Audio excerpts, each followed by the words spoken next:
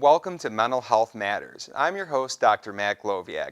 First and foremost, I want to thank each and every one of you watching this pilot episode of Mental Health Matters. This is a topic that's very near and dear to my heart. As a professional counselor and a counselor educator and supervisor, I've had the pleasure of being able to work with many individuals, both as clients, counselors in training, and other individuals who are interested in mental health matters about some of the most important topics that we can consider. And this is something that's very near and dear to my heart. Now, as an individual who was born and raised in Bolingbrook, Illinois, and now lives out here, I thought to myself for a moment, what is one thing that would be a really great way to be able to give back to the community that I love so much, the place I grew up in, and the place where I'm raising my own children? Well, why not share the information that I have with my own local community? So here I am. Now, this is going to be a show that's developed by you. Yes, it's developed by you.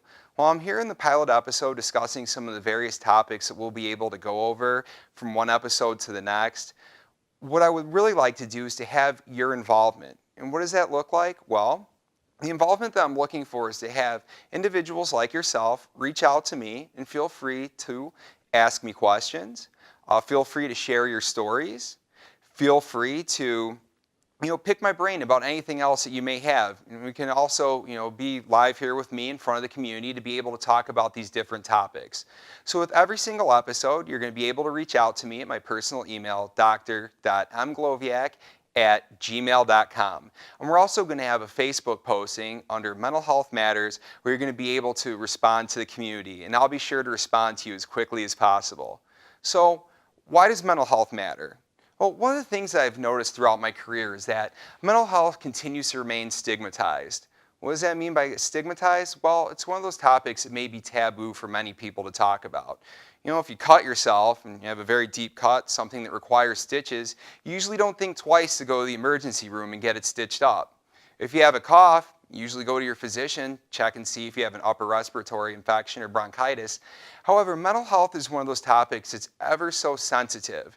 It's one of those things that when we talk about, we feel like there's something wrong with us, like we just don't fit in, and it's something that people are going to look down on us for. Now, I must admit, I think within the previous decades, we've done a really great job talking much more about mental health. We've become more comfortable about it.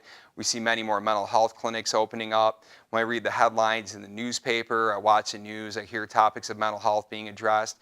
However, the reality of the situation is that there's so much more that needs to be done. And that's in part what this show is about, and being able to raise that awareness to all of you here in the community of Bolingbrook, Illinois, and other surrounding towns. Now, one of the other things about mental health I think leads toward that stigma is the diagnosis. Oftentimes people are worried that they're going to go in, see a professional counselor, psychologist, psychiatrist, and there's something wrong with me, there's something deficient, like I was talking about before. However, the reality of the situation is that throughout our lives, all of us face different stressors, different things where maybe we can use a little bit of additional support to be able to get by the day to day, the week to week, month to month, year to year. Sometimes we have good years, sometimes we have bad years. Sometimes things just don't work out the way that we want them to. We have things that are within our control, things that are outside of our control. But either way, regardless of what's going on, there is help that can be out there and available to you. So how about with this show, instead of talking about mental illness, we focus on mental wellness. So what is mental wellness, do you ask? Well, mental wellness is something that's intentional. It's something that you do on a day-to-day, week-to-week, month-to-month, and yes, year-to-year basis. It's something that's important to be able to have a plan for. Now think about it. Today, we're working, we're very busy people. You may have children, maybe working a job that requires overtime, have a lot of bills to pay, maybe having some issues in relationships with other people. And it can become very overwhelming. And it may be difficult for us to be able to talk about exactly what it is that's going on. However, if we're intentional in what it is that we're doing, we'll be able to face the world in a much better way and find more satisfaction in our lives. For instance, what types of things are you doing on a daily basis? For some individual, mental wellness on a daily basis may be getting enough sleep. You realize getting 8 hours of sleep makes a significant difference? I know some of us think we can get by on 3 to 4 hours. However, during that time of sleep, our cells are regenerating. We're relaxing. When we wake up, we're able to concentrate a lot better. We're not going to be all agitated and aggravated at everything that we do. Sleep's very important. Did you realize that drinking 8 glasses of water a day is also important? 75% of Americans are perpetually dehydrated. And again, having water, it helps us think more clearly. It actually helps our skin and nails and bones and everything as well. Very important stuff. But when we sit there and think about the mental health aspects of this as well, do you take the time out to reflect on your day? Are you making sure that you don't overschedule yourself? Are you making sure that you do some things for fun? Here I am as a mental health counselor, and I deal with a wide variety of different issues in that. And, while some of my sessions and work that I do is very fun, sometimes it can be very difficult. And in those types of instances, I too can experience some anxiety and vicarious trauma. So one thing that helps for me is to come home and watch some type of silly TV show that has nothing serious to do with it. I'm sure to save all the little lectures and audiobooks for my vehicle, but sometimes I like to drive home and listen to music as well. Do you take some time out to be able to spend with your family, be able to laugh with your children? Do you take time out with your spouse? Now if the weather's nicer, be able to go out and take a walk. These types of things can be very healthy. Do you take time to go work out? These types of things can go a very long way. Again, like I stated, they're intentional. For some people, it may involve prayer, daily prayer. Maybe it involves going to Mass. Maybe it involves a whole host of different things, such as reading a book and so on. But when it comes down to it, the reality is that wellness is decided by you. No two wellness plans are exactly alike, and that's another thing that this show is about. Being able to sit there and think about the different things that may be able to help you. Individualize a plan that works for you. Now, like I stated, life can be very difficult. We live in a very busy society, and it seems like every time we read the newspaper, we turn on the news, there are many sad things that are going on. We're seeing school shootings that are on the rise. There have been more school shootings, believe it or not, in this last decade than there have in all of recorded history combined in the United States of America. Believe me, it's true. We see that suicide ideation and attempts and actual completions have almost doubled here in just the past year or so. That is true. We see more students who are being bullied online through different social media mediums such as Facebook, Instagram, Twitter, and so on. Remember how bullying used to take place on the playground? You used to be afraid to go onto the playground or walk home from school. Well, unfortunately, that type of thing is still happening. But now it can also go on to the internet where people are able to see things at a much vaster scale. And these types of things lead to a lot of anxiety, a lot of stress for people. They may feel worried to be able to step outside, not feel supported, not be able to talk about the things that worry them. And here's the thing. All of us are different. We all have different backgrounds. We were raised differently, may believe in a different religion or spirituality, may have grown up in a different socioeconomic status, different social class. Our parents may have different values than other people. Maybe you have, maybe you have not. But all these different things impact who we are. They impact who we become. They impact the way that we see the world. And with that, it's very important to be in tune with these things and what they are. Now, fortunately, some of these beliefs that we have that lead to the thoughts that we have are good things. Unfortunately, some of them not so much so. Now I ask for those of you watching this, how many of you take an inventory to actually question some of the things that you have, that lead toward some of the problems that you might have in your life? And how many of you actually sit there and think about some of the beliefs that you have that lead towards some of the positive things in your life? Again, the point is about being intentional, being able to figure out who you are. It's interesting. As a counselor, I meet clients all the time who come in with some type of different situation. Some of them are court mandated to see me. Sometimes I work with adolescents who are there because their parents told them to come in. And there's a bunch of different reasons why people come in. But believe it or not, a lot of people really are not that in tune with their emotions. This is where we talk about emotional intelligence. Are you aware of what you're feeling at any given moment, at any time? Can you sit there and have a moment with yourself to reflect on, right now, I'm feeling overwhelmed. Right now, I'm feeling ashamed. Right now, I'm feeling overjoyed. What do these types of things feel like to you? And again, it's very interesting. It was put very well to me by a student I had who actually came from Japan, and she explained to me, it's really interesting when we think about emotions and how they link to words. In Japan, we don't have particular words for some of the things that you describe here in the United States of America in the English language. And because of that, I can't directly relate to a one-on-one feeling with that. Interesting point right here. So if you don't have a word to describe the feeling, it's hard to be able to actually experience and feel it for what it's worth. And the reality is, if we're not aware of what's going on inside of us, it can be very difficult to be able to respond accordingly, to be able to fix it, and to be able to get to a better place. And that's another reason why this show is going to be ever so important, because we're going to discuss those different types of topics with you, educate you on what those emotions look like and how you can be able to work through them. Now, when we talk about stress, and I was talking about different stressors here a little bit earlier, we have to realize in life that there are things that are within our control, and there are things that are outside of our control. Now, in a perfect world, everything's going to go according to plan in the way that we want them to go. And we're going to be able to control every type of situation. However, that's not the reality. The only things that we can control are the things that we do and the way that we respond to things. And believe it or not, you can actually control your feelings too. And I'll talk about that a little bit more later. Now, as we face certain stressors in life, for instance, we have to be able to think about the things we can control versus the things that we can't. For instance, some of the things that we can control can be toxicity in relationships. Believe it or not, relationships are the #1 stressor for many individuals. Sometimes people just surround themselves with other dramatic people.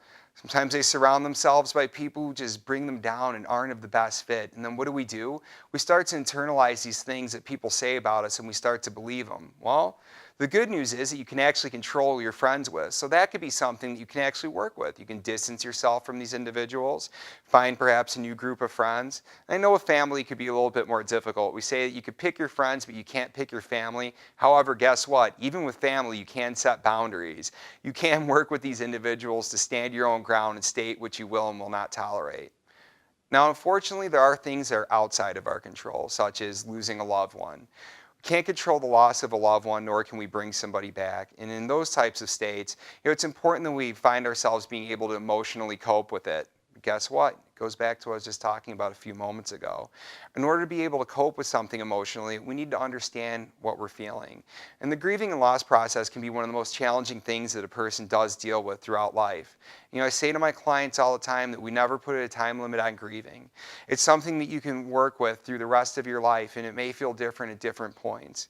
However, the important thing is that we do cope in a healthy way, and that's what we do with mental health counseling. There is, like I said, there is no time limit, but you can get to a better place. We never forget the people we lose, but we do learn to be able to move onward and to be able to honor these individuals' legacies. And in that respect, again, you can't control it, but we can emotionally cope with it. And then there's going to be some cases as well where we may be able to fix the problem as well as emotionally cope. So for instance, if you're having job stress and you're working with an employer where you feel underemployed, perhaps you're being bullied in the workplace, and believe it or not, bullying does not stop in high school, middle school, elementary school. It does continue into adulthood. And again, these types of things can bring people down. Well, some of the things that we consider is an action plan to be able to find a different job. What would it look like to put together that interview or put together your resume and be able to apply to these different jobs? How do you prepare for the interview and put your best foot forward? But also doing some of that emotional coping as well to realize that you are an intelligent person. You are a person of value, and you have so many different things that you'd be able to offer. Don't listen to what that employer said. We can be able to find a good fit for you. These types of things are ever so important to consider. Now, one of my specialty areas is drug and alcohol. Now, so when it comes to substance use disorders, there's a lot to consider, and there's a lot of stigma. I talk about the stigma of mental health disorders, and when it comes to substance use disorders, we see even more. Oftentimes we take a look at these individuals and see them as having some type of moral deficit. How can somebody abandon their children, not pay the bills, not work, take it from the government, and just not care about anything and use drugs all day? Well, one of the things that I'll tell you is it's not something that happens overnight. Nobody ever says, I want to be a junkie when I grow up. The hundreds of clients I've worked with substance use disorders, one of the things I've noticed was the story was quite the same. Either there was some type of trauma an individual dealt with in childhood, perhaps living in an abusive household, perhaps living in a community where gang involvement was the norm. It was either join the gang or be beaten up by another gang. So I would sell drugs on the street to be able to not only protect myself and support the gang, but be able to protect my family. These different types of things. Sometimes individuals, they end up trying drugs for the first time and they have the genetic predisposition to become addicted to drugs, and it's something that does happen a little bit more rapidly than for other people. And for others, especially as we discussed with the opioid epidemic, which we have a growing awareness for, these individuals are being prescribed drugs by their physicians, being prescribed drugs by, the surgeons and whatnot. And when you receive something from a doctor, you think, well, this must be safe. It must be okay. It must be something that's helping me. However, addiction can set in quite rapidly and quite severely. And unfortunately, I've seen individuals, mothers, fathers, doctors, lawyers, government officials, and so on, people who you would hold in the highest regard, who may be functional users, who are struggling silently to themselves. These individuals need to be heard, and we need to look at it for what it is. It's a disease. It's not a moral deficit. And being able to take a look at that appropriately, we can understand things a lot better. Now, when I mention the disease model, when we talk about substance use disorders, we think about the brain. Now, I'm going to save you the neuroscience lesson in talking about the brain. However, there are some things that we need to consider. When we talk about mental wellness, or we talk about the individual, we think about the mind, body, spirit connection. All these things come together in harmony. Now, if there's any disharmony in any of those areas, it can really throw an individual off. Now, we may wonder, how can two individuals growing up in the same exact household with the same parents who were treated the same, went to the same school, the same friends, had a good life, grow up so differently? Perhaps one is a happy-go-lucky person who's highly successful, seems to have the world, and just nothing can bring the individual down. This individual is very resilient. The other, again, who grew up in the same environment, continues to struggle, may have major depressive disorder. Where does that come from? Seems as though that individual has the world as well, but just cannot be happy. Well, that can come from some type of tweak in brain chemistry. You ever hear of the term chemical imbalance? Well, neurotransmitters greatly affect the way that we respond to the world. You may be familiar with dopamine, which is an activating neurotransmitter for some of the others, such as serotonin, norepinephrine, so on and so forth. And again, I'll spare you the lesson. So when we think about psychiatric medications, that's exactly how they work. What do? They may help regulate the neurotransmitters to a more appropriate setting. However, that's the same thing that recreational drugs do too, and why they get such a hold on us. We talk about the physical. Think about when you're feeling ill. Individuals who have the flu, you probably don't feel very good when you have the flu. You're achy, you're tired, you're feeling exhausted, you don't want to move, you don't want to see other people. That type of thing brings you down. And spiritually, or in terms of religion, if you're somebody who's devoutly religious and you haven't been attending services regularly, you may feel at a loss. If you're somebody who's devoutly religious and perhaps you committed something that goes against your religious moral code, you may feel lost. Keeping in with these types of things is ever so important, and it's something that should be talked about. But at the same time, too, it's important as well that you meet your individual needs and what that religion or that spirituality means to you. Now, we talk about cultural differences, and this is something I think is quite amazing. And one of the reasons I love living out here in Bolingbrook, Illinois, being so close to the city of Chicago, my heart's in the city of Chicago, I love the place, is that it's such a cultural melting pot. Growing up here in the village of Bolingbrook, Illinois, I was privileged to have friends of so many different races, so many different backgrounds. It just seemed natural to me to live in such a diverse community. However, in going to some of the other areas I've seen, it's not quite like that. And we have to consider some of the things that people go through. Some cultures, more or less, maybe these cultures are, led by a male head of household, and the woman stays home and does the work and takes care of everything there. Maybe some of the cultures, they don't talk about mental health, or you don't speak against your elders. That could be something that we can consider. Some cultures are a bit more collective, and we have that collectivist type setting. So, we live together with more of an extended family in one household. Whereas in the United States of America, it's more typical to talk about striving for independence, getting the good job, working way to the top, and getting your house with the picket fence and everything. We have a lot of differences here.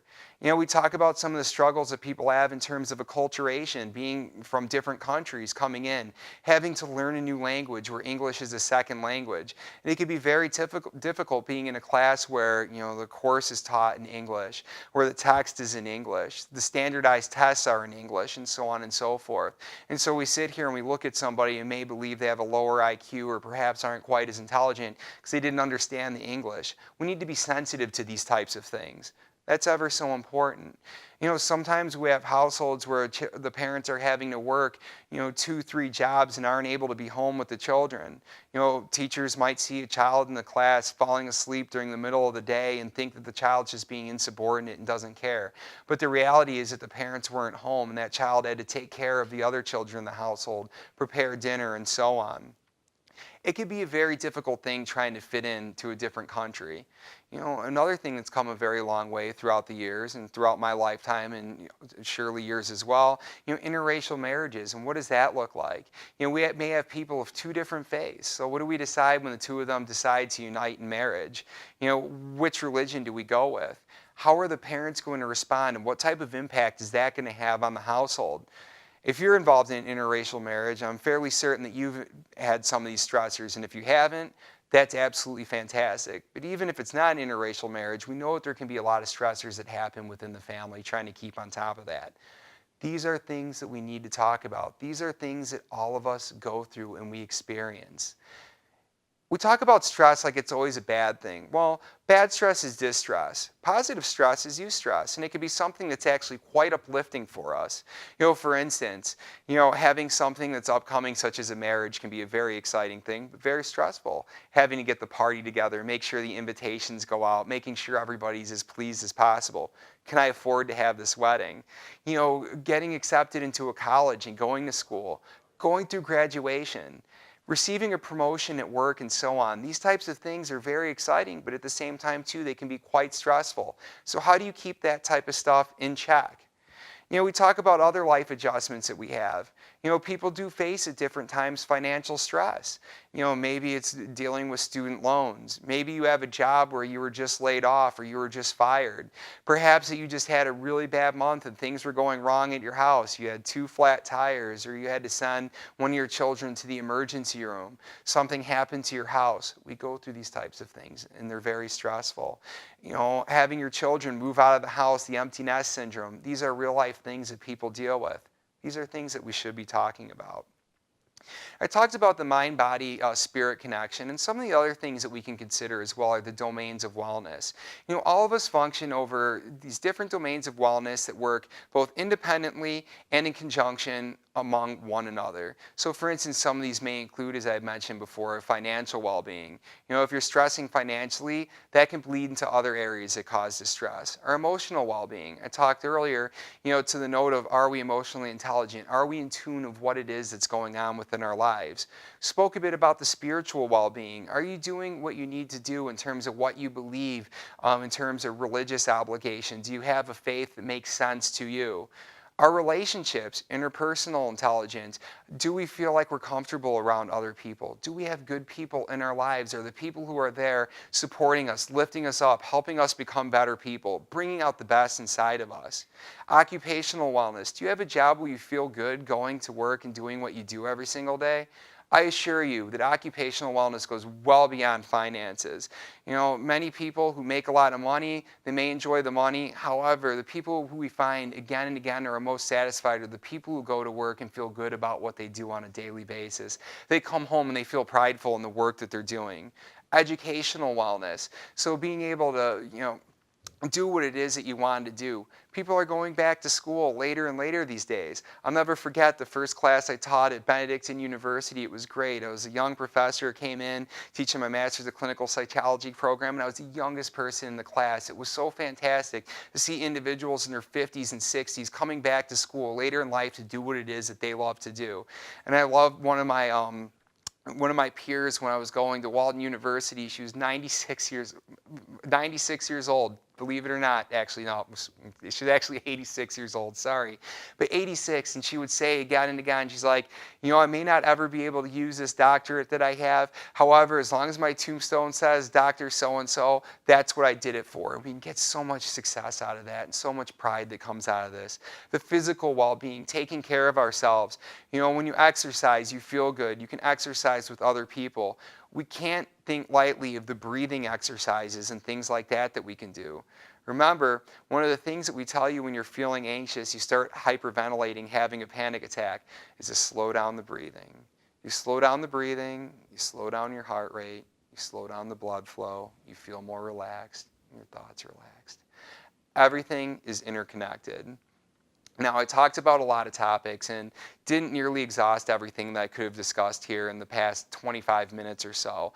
And there are many more things that we can discuss. And this is what's up to you. So, moving forward, what I'm looking for is to have individuals within the community and the surrounding areas to be able to reach out to me. Once again, you can send me an email at dr.mglowiak@gmail.com, and I will do my best to respond to you as quickly as possible. And those topics that are of interest, and especially for those of you who are interested in coming up here and speaking with me, again, asking me any questions, sharing your story, please feel free, and I would like to invite you on the show.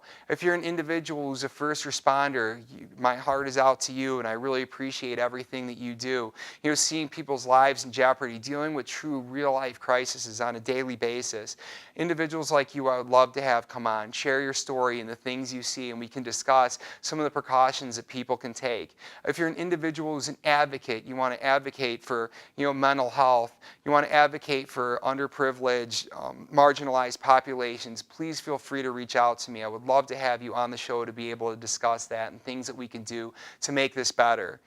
This goes well beyond me, and again, I've been fortunate enough in my short career so far to be able to present nationally, to be able to be published in different textbooks and do articles and be able to share my knowledge with other people. However, I don't want this to be something where I'm sitting here talking at you. I want you to be here live with me, making this something meaningful week after week as we continue to move on with this show. So, again, I appreciate you taking the time to listen to the show, Mental Health Matters. This is our pilot episode, and hopefully the next time I'm on here, I have somebody else sitting with me. Once again, please reach out to me at dr.mglowiak@gmail.com. You can also reach out on our Facebook page, Mental Health Matters, and we'll also be posting to different areas so you can reach out to us accordingly. And anything that you do want to keep anonymous, not only do I want you to reach out to me if you're interested in physically being on the show, but if there's something that you would like to share in an anonymous format, please do feel free to send me a message. I would be glad to share it on here, share some of my thoughts about it, not mention your name or anything, and hopefully be able to guide you toward a better place with that. And not only being able to share the information that I have for you, but some of the different resources that we have, the resources in the community, things that may be outside of the community, different hotlines and such. As such, I'm also a clinical director with Counseling Speaks. I have locations in Chicago, Park Ridge, and Lake Forest, along with the co-clinical director and founder, Kasia Wereshinska. The two of us have done very much within the community, and we hope to see this expand. So anything I could do to be able to help you out, please do feel free to reach out, because this is what I care about. This is my passion. And once again, I thank you so much for your time, and I hope that you have a wonderful rest of your day. Take care.